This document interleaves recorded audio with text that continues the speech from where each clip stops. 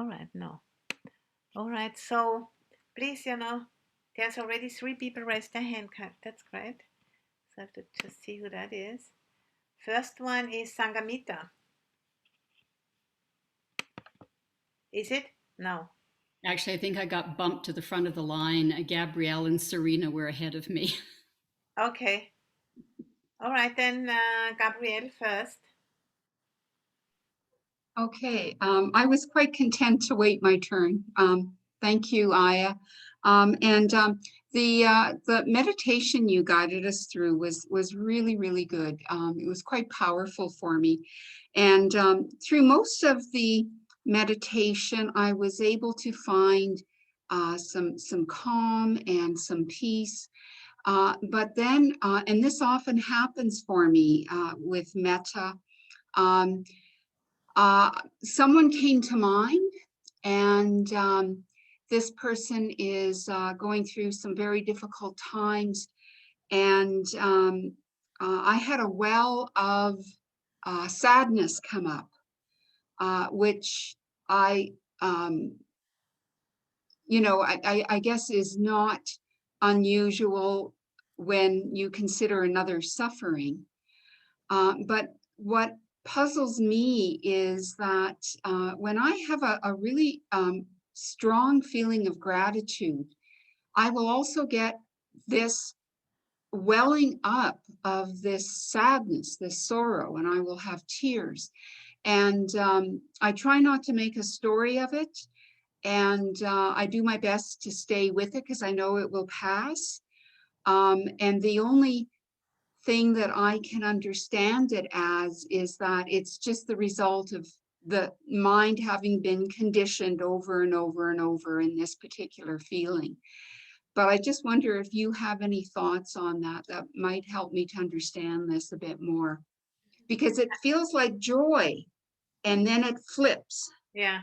I think because, I think it's being really deeply touched, and that I think is neither the joy nor the sadness nor anything, but I think it's just, that feeling of um being deeply touched. And sometimes we can be deeply touched.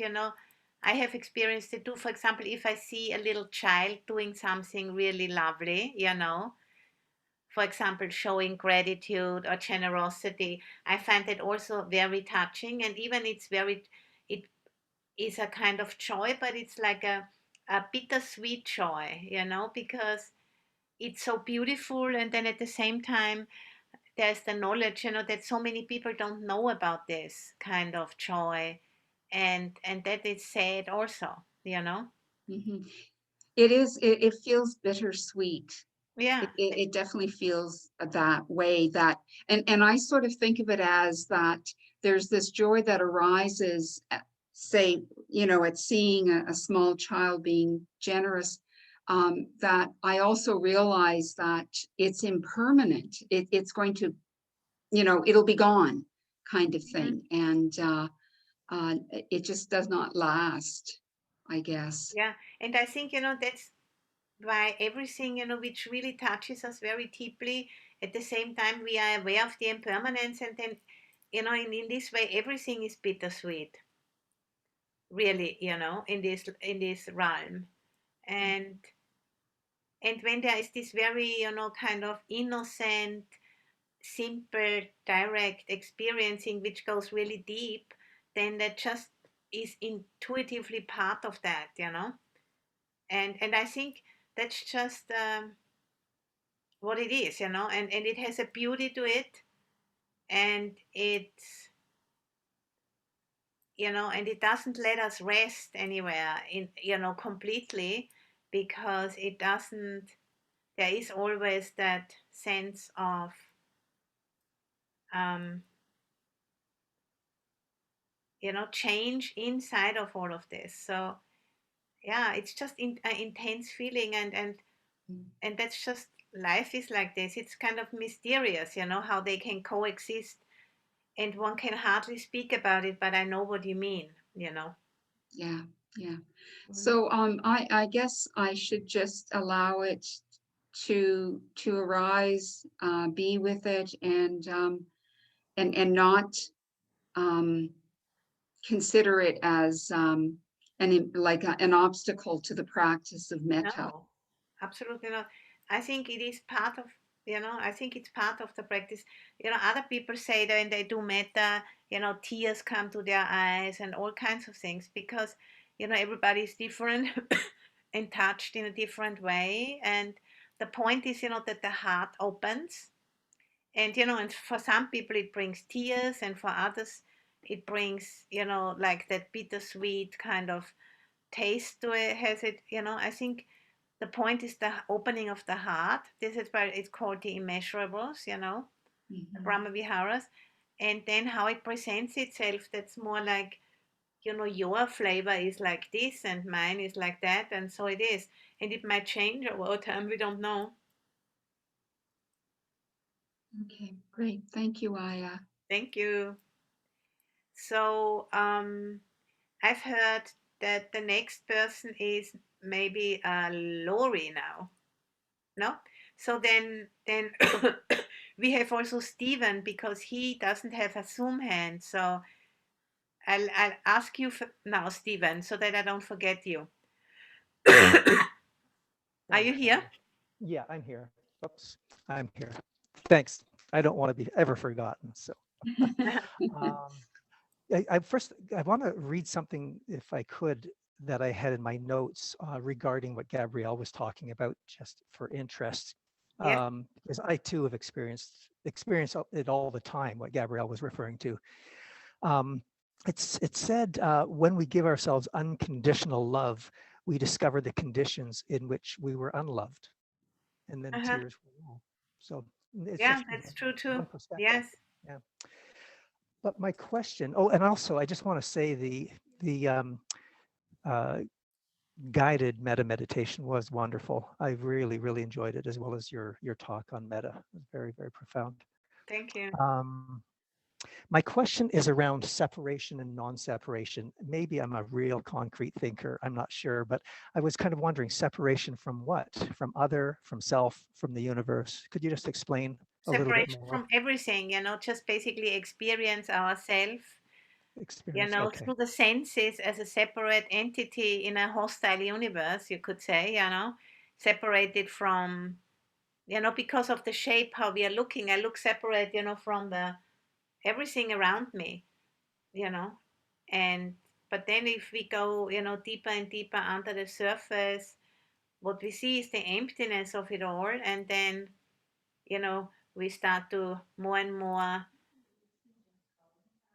intuit that there's really, what meets the sense organs looks like separate, but how it really is, it's a constant interchange. So, well, what's called like a very famous teaching, given actually by Bhikkhuni, her name was Vajira, on the chariot. I think it was Vajira, teaching on the chariot, where she says, imagine a chariot taken apart, or let's say a car, taken apart in all of its bits and pieces, like the wheels and the seats and the doors and the roof and the windows and the lights and all of that. And then you can look at that heap, and you can say, where is the car gone? It's not gone anywhere. It never really existed because it was always a sum total of those bits and pieces, and we call it a car. But it never really existed as a car from its own side. It was always a collection of, which we tend to call a car, you know. And the same is with the body. And then you can, every part of the car, the wheel or whatever, you can dissect it further and further into smaller constituents, and in the end, what's left is space, because each element or each building block consists of more space than of anything else, and that's the emptiness we are speaking about, you know. So I think, and once that emptiness is seen clearly, then of course you see the car, you drive the car, you clean the car and the body and everything, but at the same time, it exists conventionally, it exists as a object you call a name, but ultimately it doesn't really exist. And and that's something I'm speaking to you about it just in how good I can with with the dualistic language, but it needs to be realized individually by the wise, as is said, in the teaching.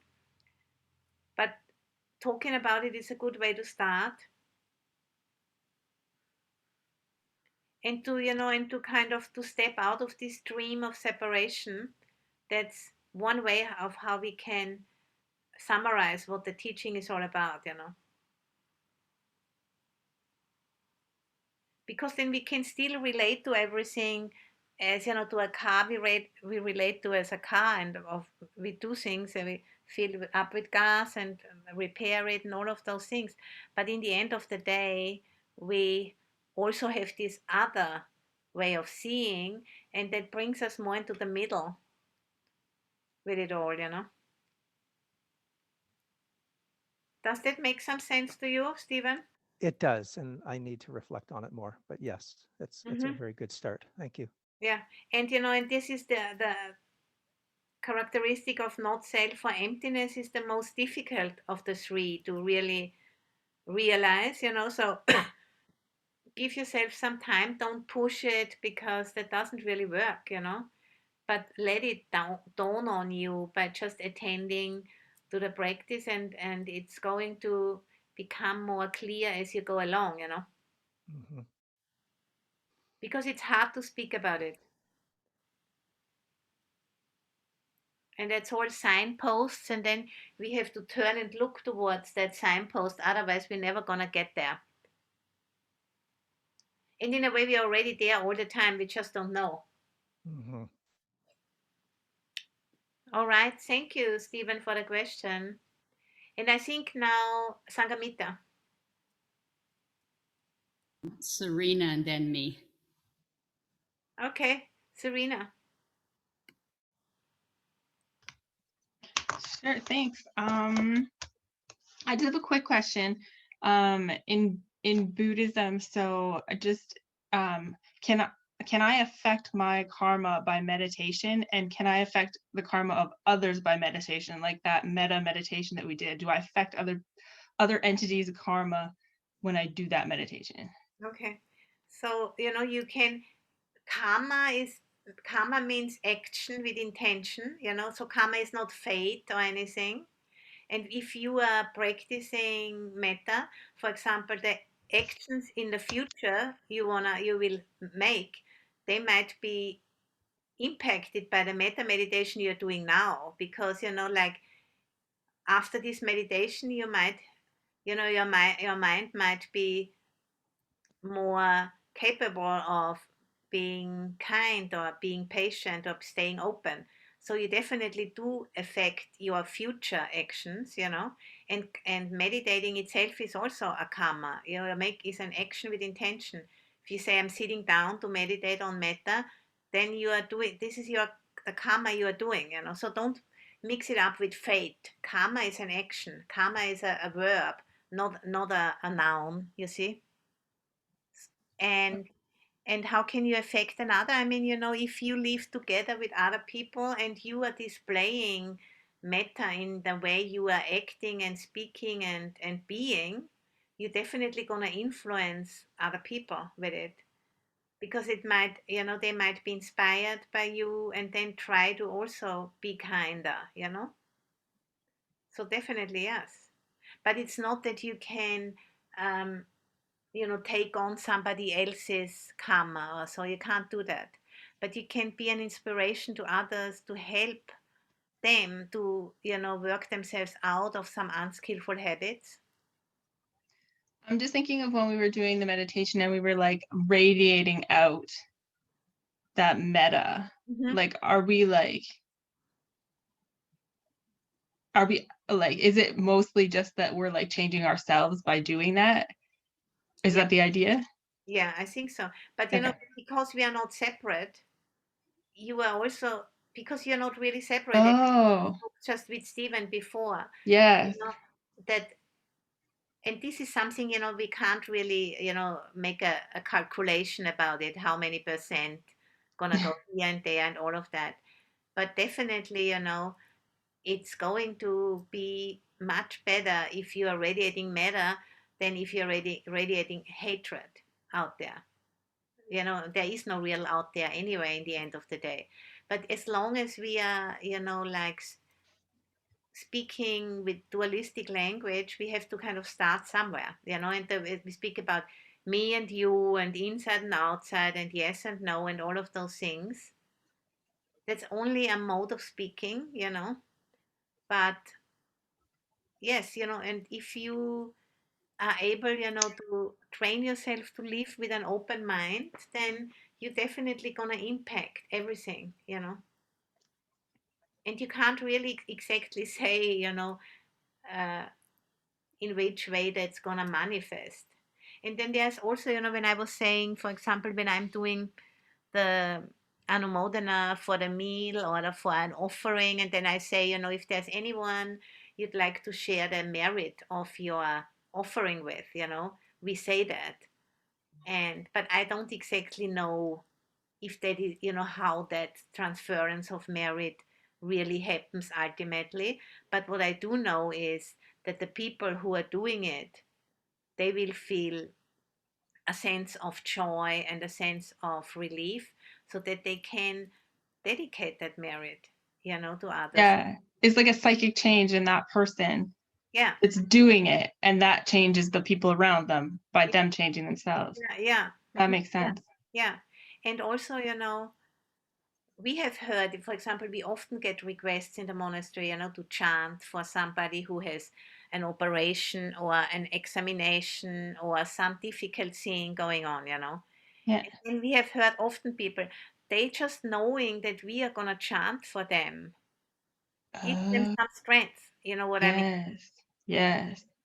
And then, or, maybe like somebody says, oh, my friend is going to have that operation on Tuesday at 9 a.m. Can you do the chanting? Then the friend who asked us to do the chanting feels good because they've been able to do something for that person. They tell that person is going to know that when they go in the operation, they feel a bit backed up by us, and we also feel good. We can contribute something. We don't even have to go there.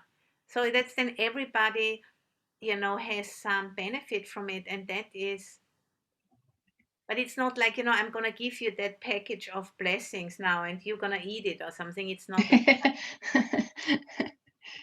Yeah. Thank you. Okay. And now Sangamita. Thank you, Aya. So at lunchtime, I was playing around with this idea you gave us to, instead of just being aware of seeing or hearing or thinking, to be aware of just the knowing of that. So I was trying to differentiate between seeing the tree or hearing the bird and just knowing.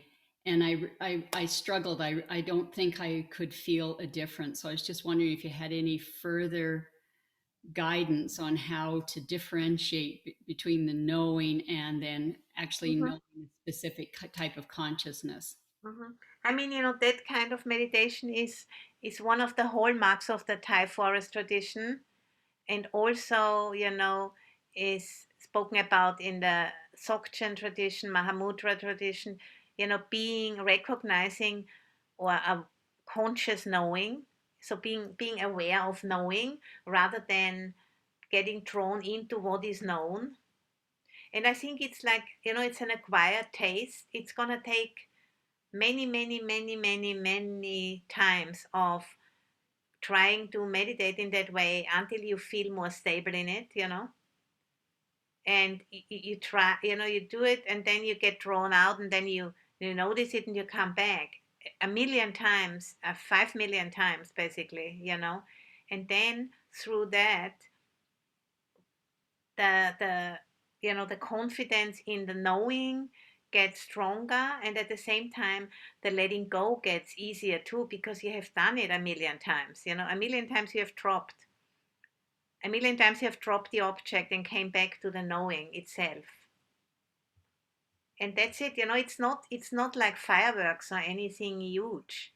It's a very subtle kind of a,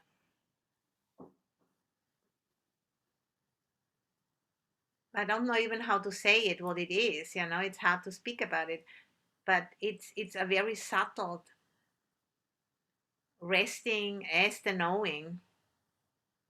And that's what we call Buddha, or the refuge of Buddha. And then, whenever something happens in the world, let's say, you are in a traffic accident and there is your car, a complete mess, and you are, oh God, I have been, looking at my phone and now that's the result of it.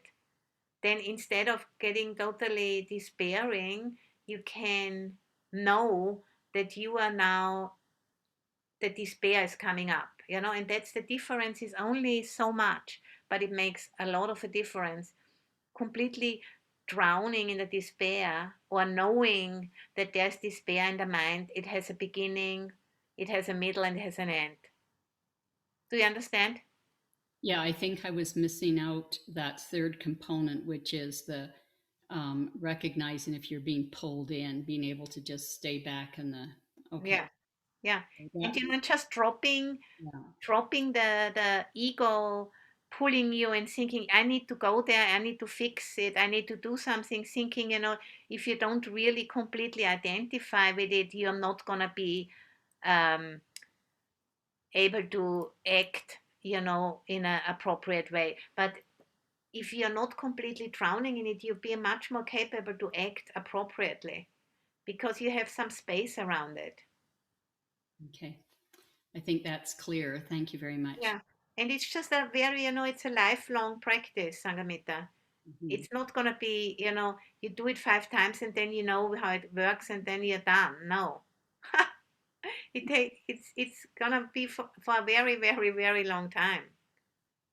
And then over time, it's like when I have here this mala with an elastic, doing like this, you do it like millions of times. At one point, it doesn't come together anymore. It's really loose. By doing it many, many, many, many times. Yeah. And it's just one approach to practice. Mhm. Yeah. Thank you. Wearing out the grasping, wearing it down. Mm. Okay. And now we have, I suppose, Lori.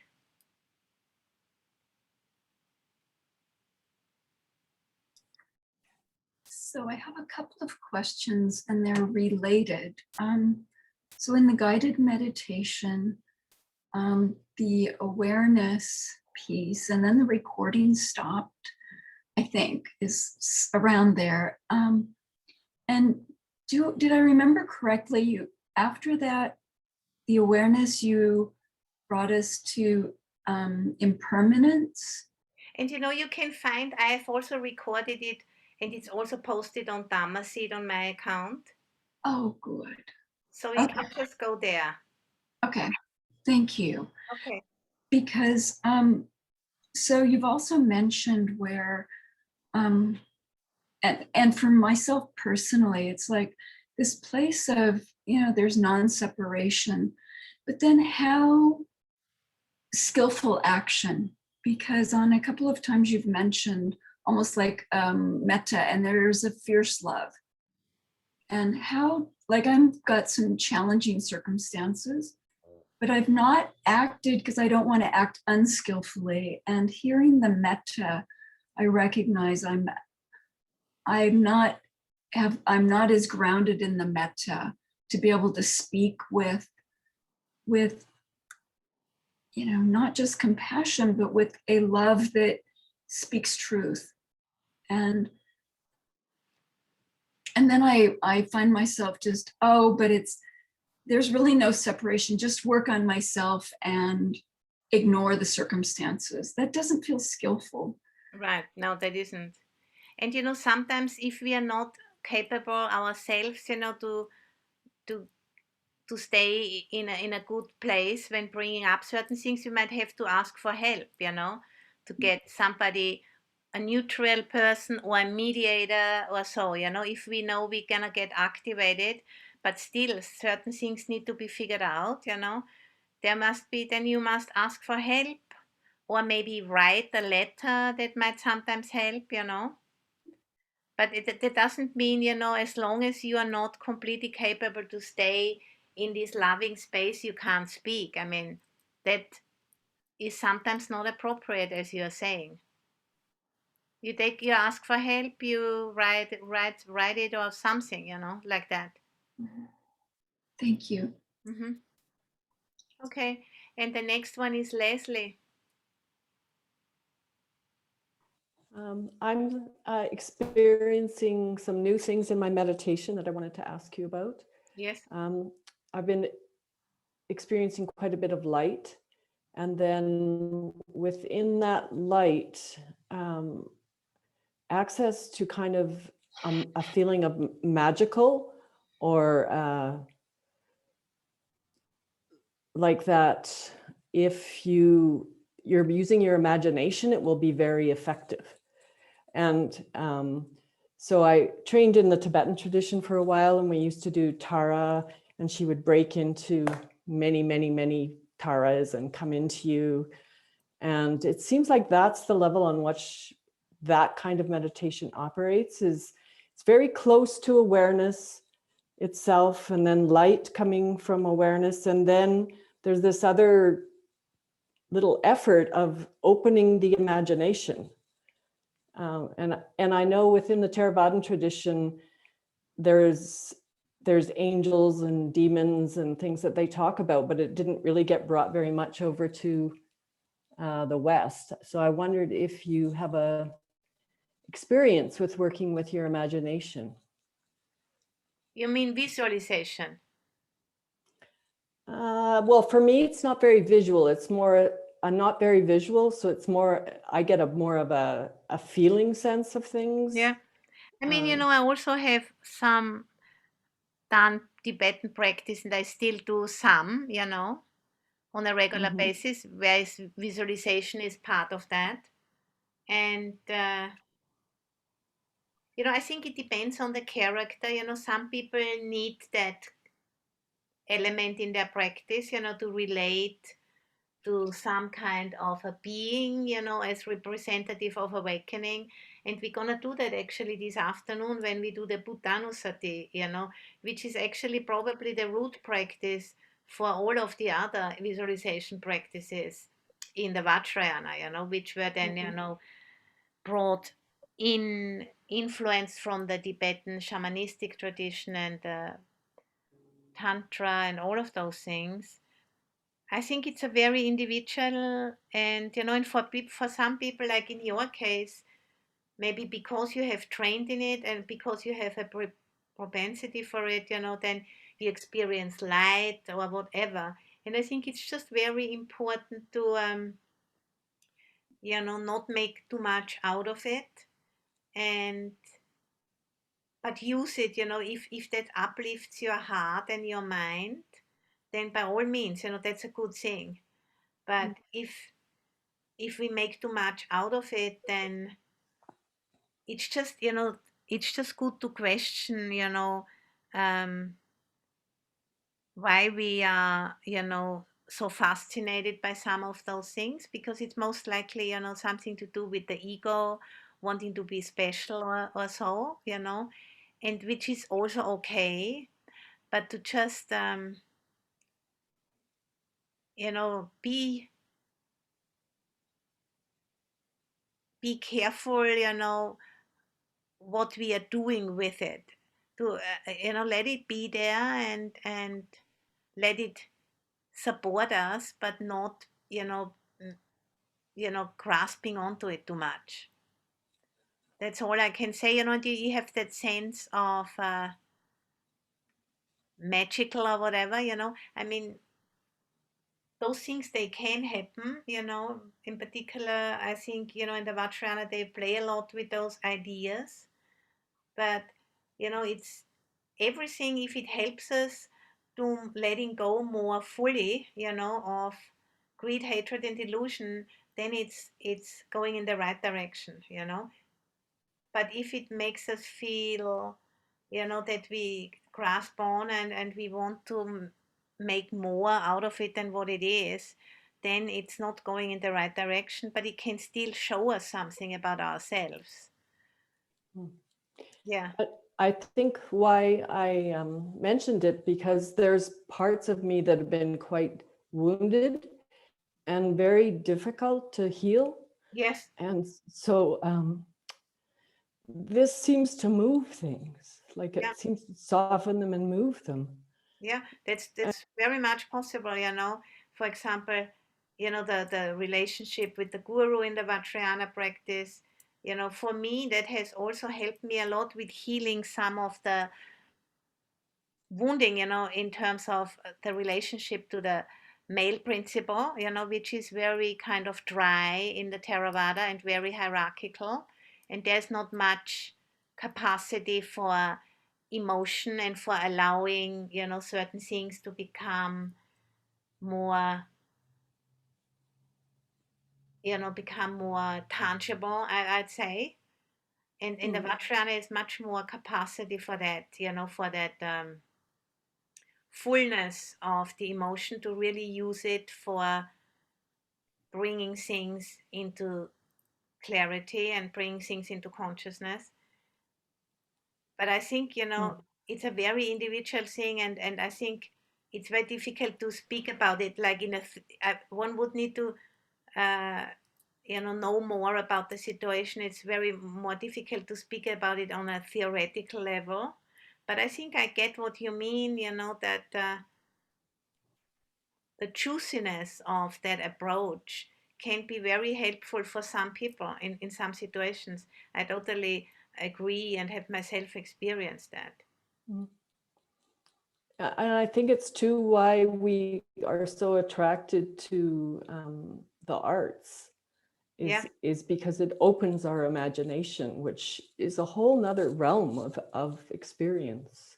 that's true. Yes, yeah, the And arts. Yeah, and the arts are yeah, very big in the Vajrayana. Yes, and that's yeah, I'm myself very interested in that area because I find it a very powerful opener for the mind. Yeah, yeah.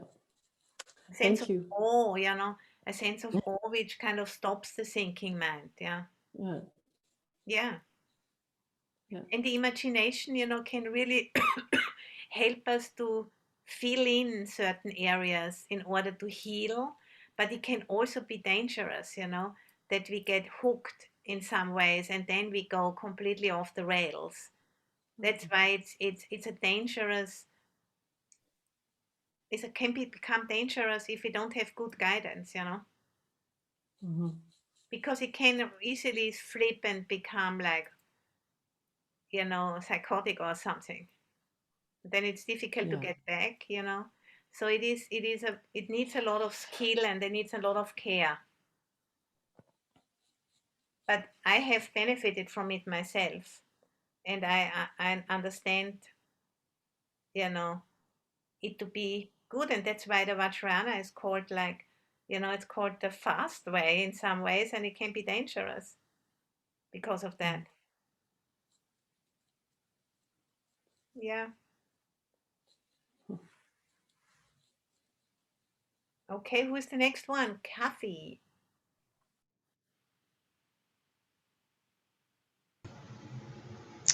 Thank you, Aya. This has been such an interesting discussion. I had a question from your talk before the metta. You said that the metta arose, opening to suffering opens us to the metta or leads us to metta. And I was wondering how that is different than compassion. Mm-hmm. And I became a little confused on that subject. Mm-hmm. Could you say more about metta and suffering? Yeah.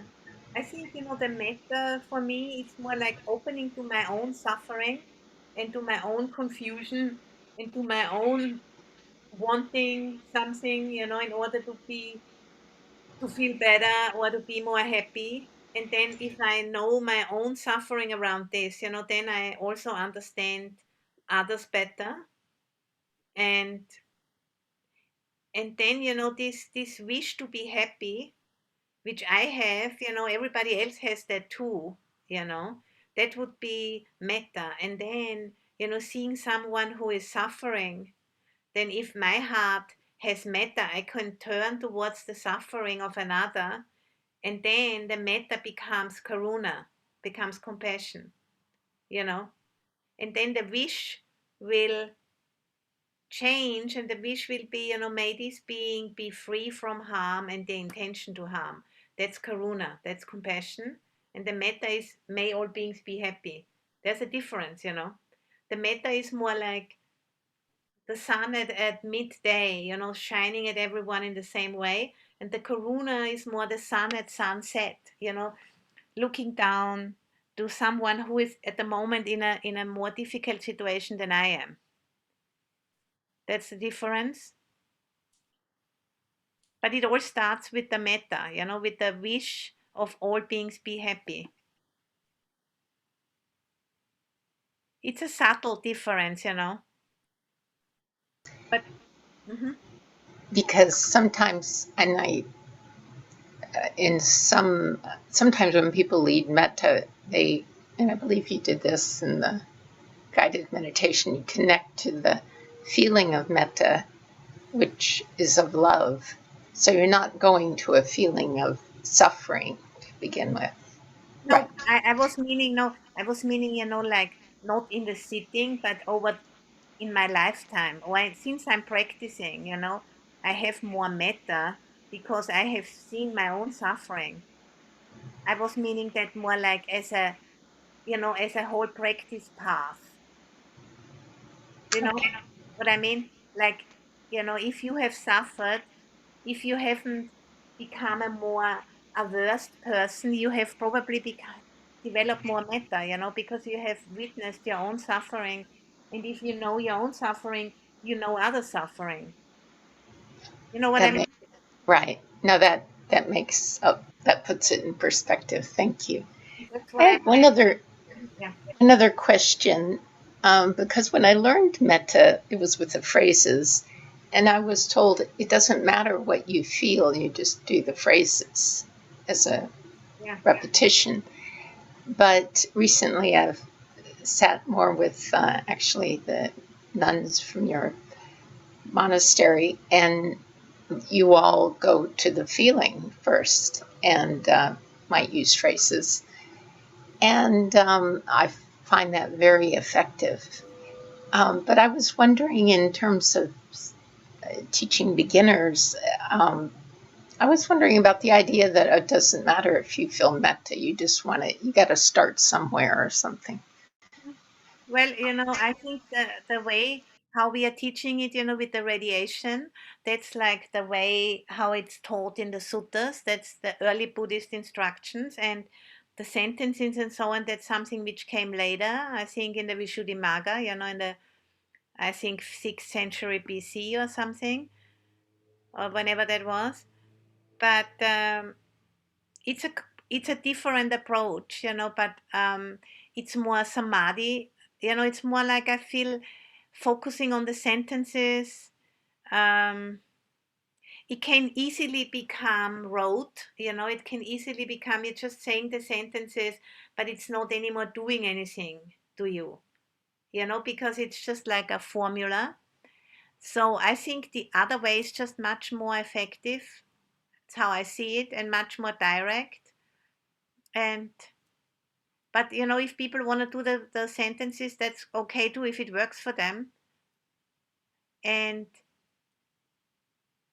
yeah, and my experience is, that most people, if they bring up an image like of something sweet, like a baby, a puppy, a kitten, or whatever, it brings up that feeling, of metta, just a little bit. And then we have a little taste of it. And we don't need to say all of those sentences. It's much more complicated than it needs to be. But if people like to do it, by all means do it. I'm glad, I found something more simple, and that's why I teach it that way. Mm. Thank you. Okay, Kathy. And now we have Casey Thompson. Hi. Yeah, my question is kind of a follow-up to the one Sangamita was asking. I'm wondering about when if you're cultivating that space between yourself and your sense door so that you have a better chance of experiencing or staying with emptiness, but then you lose it, which happens to me all the time, and you go back to becoming the habituated individual separate self. I'm hoping you can give some strategies for helping me to toggle back more quickly and more skillfully into emptiness when I'm in my daily life. Well, you know, this this practice of being the knowing in daily life, I think it takes some time to have some real confidence that this is something we can do.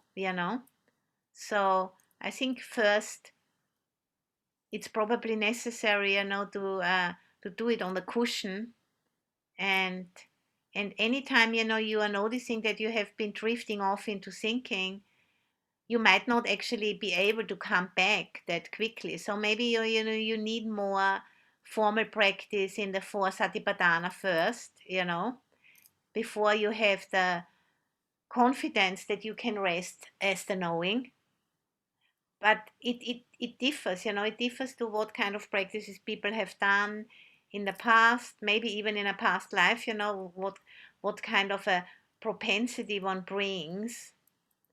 So generally, the instruction would be, let's say, I'm aware that I am hungry. Now I'm going in the kitchen and I'm cooking something to eat, and then my mind goes into the future. And whenever I notice it, I'm just bringing it back to knowing what I'm doing. Mhm. And then, something might happen, something really strong. Suddenly your son comes in and he has kind of fallen and he has a big wound on his leg, then you know the mindfulness, you're no longer staying in that space, most likely, you know so then you're just gonna go and do what needs to be done. And then as soon as the first shock is over, you might just come back to knowing, what you're doing. It is just, there is no uh, there is no kind of doing it wrong or anything. It's just like a training.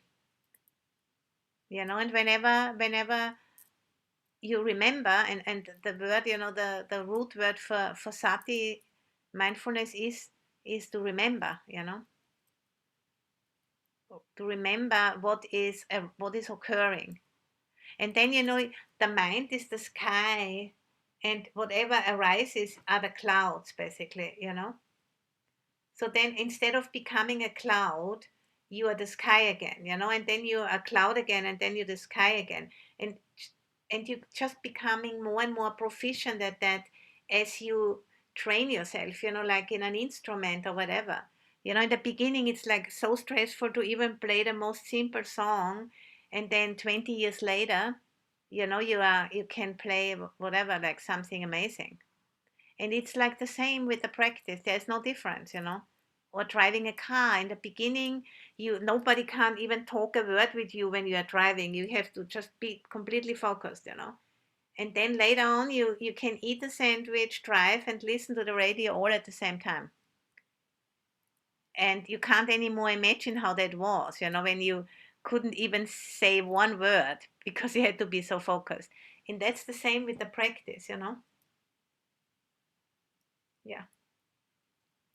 Okay, we are kind of pretty much over time with that, but we have one more question with Manik. I can't hear you, Manik.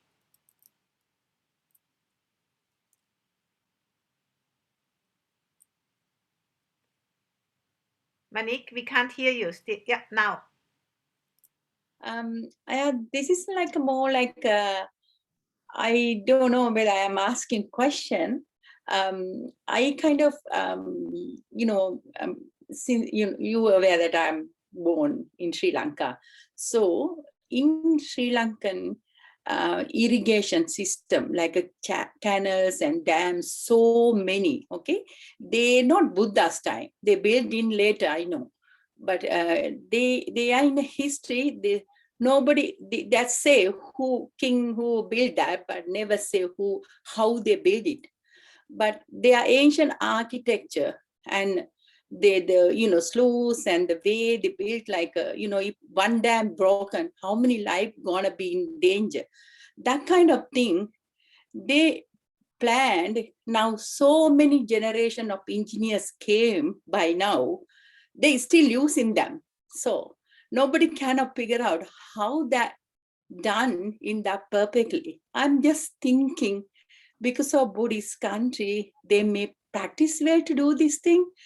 Some of the material they use to put together, like since my husband worked for irrigation, I have got opportunity to go visit many of the sluices. Then he goes, like those days I didn't have children, I follow him wherever he go.